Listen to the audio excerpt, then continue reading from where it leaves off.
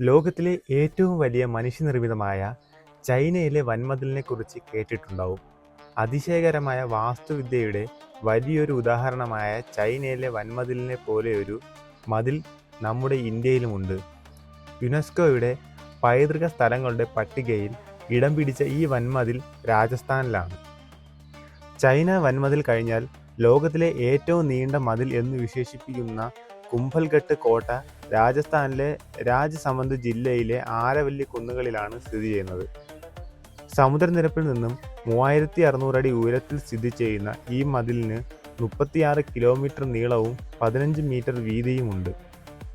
കുംഭൽഗട്ട് മതിലിൻ്റെ ഘടനയും രൂപകൽപ്പനയും ചൈനീസ് വൻമതിലിനോട് ഒരു പരിധിവരെ സാമ്യമുള്ളതിനാൽ ഇതിനെ the great wall of India എന്ന് വിളിക്കുന്നു.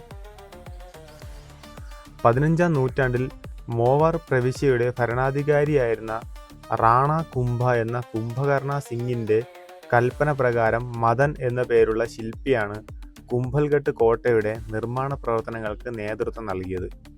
അക്കാലത്തെ പ്രധാന രാജവംശങ്ങളായിരുന്ന മോവാറിനെയും മാർവാറിനെയും തമ്മിൽ വേർതിരിച്ചിരുന്നത് കുംഭൽഗട്ട് കോട്ടയായിരുന്നു.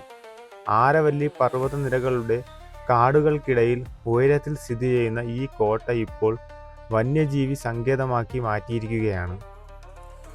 കുന്നിനു മുകളിൽ നിർമ്മിച്ച കോട്ട മോവാർ രാജാക്കന്മാരെ ശത്രുക്കളുടെ ആക്രമണത്തിൽ നിന്നും സംരക്ഷിക്കുന്നതിനുള്ള പ്രധാന സങ്കേതമായി കണക്കാക്കിയിരുന്നു.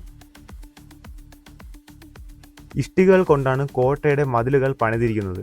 വ്യത്യസ്ത മതവിഭാഗങ്ങളുടേതായി നിരവധി ക്ഷേത്രങ്ങളും മറ്റു നിർമ്മിതികളും കോട്ടയ്ക്കുള്ളിൽ കാണാം. കോട്ട മുഴുവനുമായി കാണണമെങ്കിൽ 2-3 മണിക്കൂർ സമയമെടുക്കും. കോട്ടയ്ക്കുള്ളിലെ കൊട്ടാരങ്ങൾ രാജപുത്ര വാസ്തുവിദ്യയുടെ ഏറ്റവും മികച്ച ഉദാഹരണമാണ്. ഗുജറാത്ത് ഭരണാധികാരിയായിരുന്ന അഹമ്മദ് ഷാ 1457 കോട്ടയ്ക്ക് നേരെ ആക്രമണം നടത്തിയെങ്കിലും കോട്ട പിടിച്ചെടുക്കാൻ കഴിഞ്ഞിരുന്നില്ല.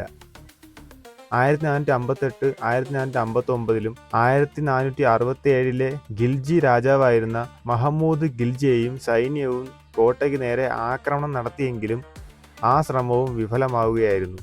രാജസ്ഥാനിലെ ശൈത്യകാലമായ ഒക്ടോബർ മുതൽ ഫെബ്രുവരി വരെയുള്ള കാലമാണ് ഇവിടം സന്ദർശിക്കാൻ ഏറ്റവും അനുയോജ്യം.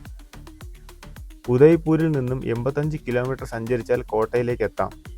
രാവിലെ 9 മുതൽ വൈകിട്ട് 6 വരെയാണ് പ്രവേശന സമയം.